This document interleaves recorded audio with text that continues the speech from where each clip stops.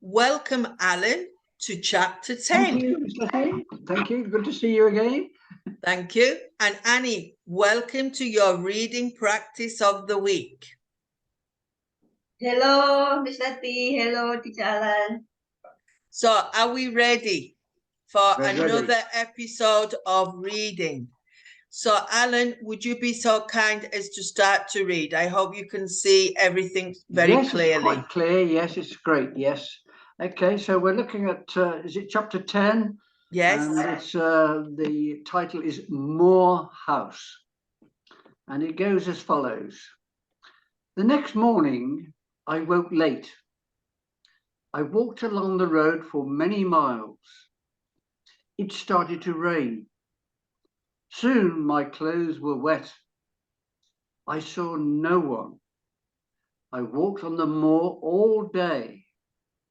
In the evening, I was very tired again. I must sleep soon, I thought. Where shall I sleep? Then I saw a light. I walked slowly towards it. The rain was falling heavily, but I saw a house near the road. I walked up to the house. I knocked on the door. I waited, but nobody opened the door. I stood outside the house. I was very cold and very tired. I could not move. I am going to die here, I said. Then I heard a young man's voice. The man was standing behind me. Right, Alan, in the last episodes or chapters, we spoke about the moor. How would you explain that to our viewers, the moor? I always visualize a moor being more or less a desolate place, sort of in the middle of nowhere. Sort of right out, we use the phrase out in the sticks. We use this phrase. It's just simply nothing out there except miles and miles of either grassland, marshland. Moors, I think, have a particular kind of grass because it's not kept at all. But it's the most terrible place to be isolated on, because you have the extreme weather conditions on the moors. Fog, mist comes down, and you don't know where on earth you're going. It's the last place on earth you want to be stranded or walking on your own. So normally it could be cold, miserable, very cold, yes, wet. So as you said, it's not a very nice place to be. Not at all. Right. So that, and also our viewers can look it up in the dictionary if they feel the need. Right, Annie. No, you will not die at Moor House, the man said.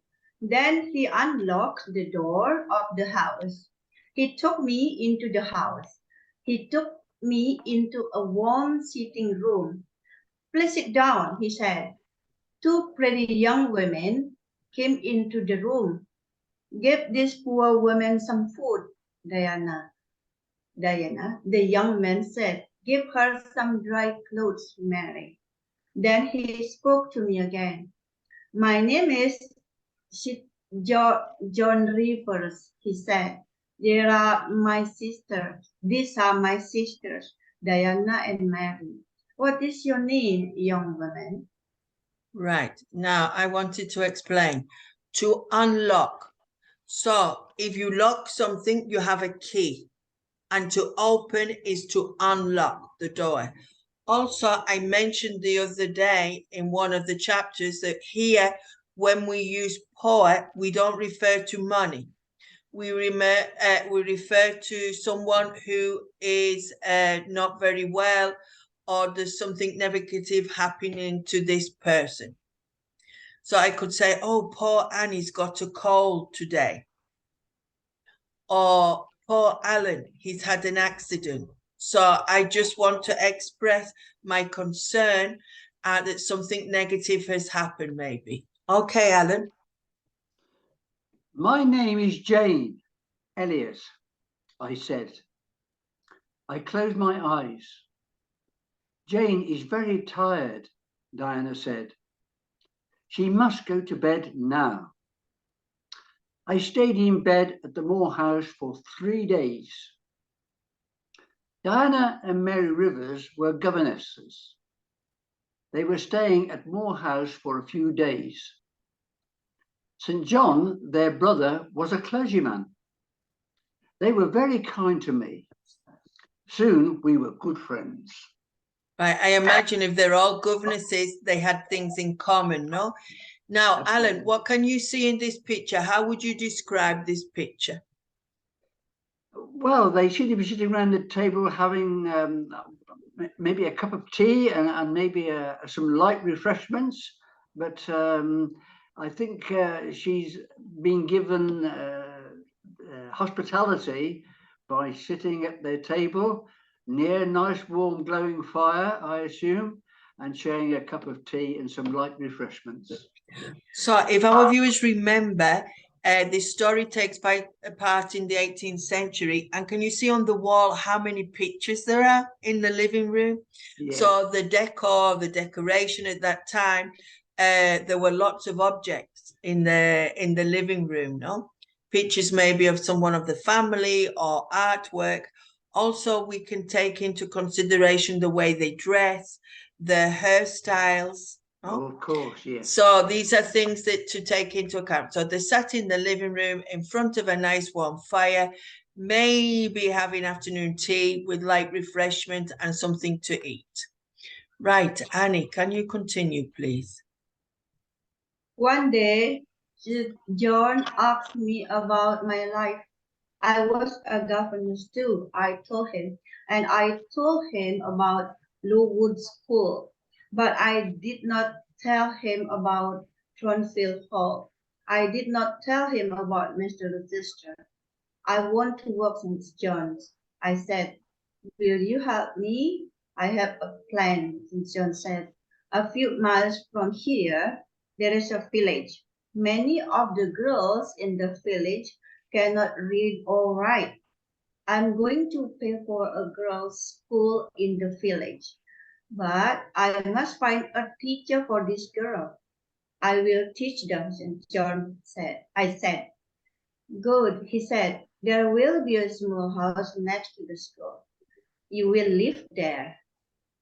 So as we can see from the story, lots of things were going wrong for Jane, but now her destiny has taken her to this house, and now she's got a job and a possible place where to live. So things are looking up. Things are looking a little better. Right, Alan. 3 days later, a letter arrived for St. John. Diana, Mary, our Uncle John is dead, he told his sisters. But we will not have any of his money. He gave the letters to his sisters. They read it. Uncle John was our mother's brother, Diana told me. He was very rich, but he had given all his money to another niece. We do not know her. Soon I went to the village to live in the village. I lived in the house next to the school. Every day I taught the girls. My pupils worked hard, but I was not happy. Every day I thought about Edward Rochester. Does he think about me? I asked myself. 4 months passed. One day, St. John Rivers came to my house. He was holding a letter. He was worried. So from the first paragraph Alan has read, I'm thinking if Jane is related to these people, because she has an Uncle John who lives far away. So we will see as the story progresses. Annie. What is wrong? I asked. I want to ask you 3 questions, Jane. He replied. Is your name Jane Elliot? Do you have another name? Do you know Jane Eyre? I looked at him for a moment. I did not speak. I have some news for Jane Eyre, St. John said. Jane Eyre was a pupil at Lowood School, and she was a teacher there. Then she was a governess at Thornfield Hall, the home of Mr. Edward Rochester. How do you know this? I asked. What do you know about Mr. Rochester? How is he? I don't know, St. John said. This letter is from a lawyer. The lawyer tells a story about Mr. Rochester. Mr. Rochester had a mad wife, but he tried to marry Jane Eyre. She left Thornfield. Now this lawyer, Mr. Briggs, is trying to find her. So now all her secrets have come out, no? Because she changed her surname to Elliot because she didn't want to remember all the things that had happened to her. Right, off you go, Elliot. I will tell you the truth, St. John, I said. My name is not Jane Elliot. My name is Jane Eyre. And I was a governess at Thornfield Hall. I know Mr. Rochester. Did Mr. Briggs write anything about Mr. Rochester? No. The letter is about you, Jane, St. John said. Your uncle, John Eyre, is dead. John Eyre has given you £20,000. You are rich, Jane. But why did Mr. Briggs write to you? I asked. My mother's name was Eyre, St. John said. She was your father's sister, Jane.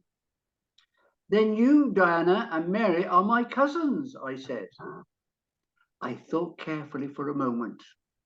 Write to Diana and Mary, I said. They must come. Right, so you never know how life is going to turn out. Yeah, my goodness, a wealthy woman all of a sudden. Right, off you go, Annie. You're muted, Annie. Sorry, forgot. I will give all of you some of Uncle John's money. The next day, I wrote to Mr. Briggs. I get St. John, Diana, and Mary £5,000 each.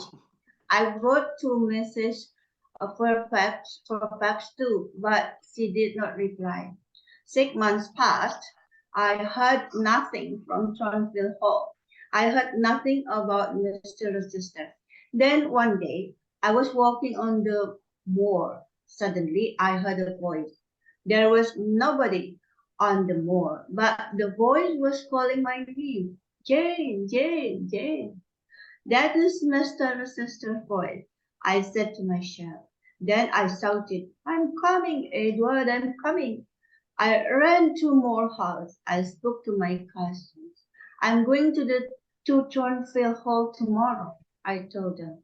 I began my journey the next day. So there we are. We have finished another chapter. Chapter 10. So it must be coming to an end now, I think, the story. So I will see you next time for chapter 11. Bye. Okay.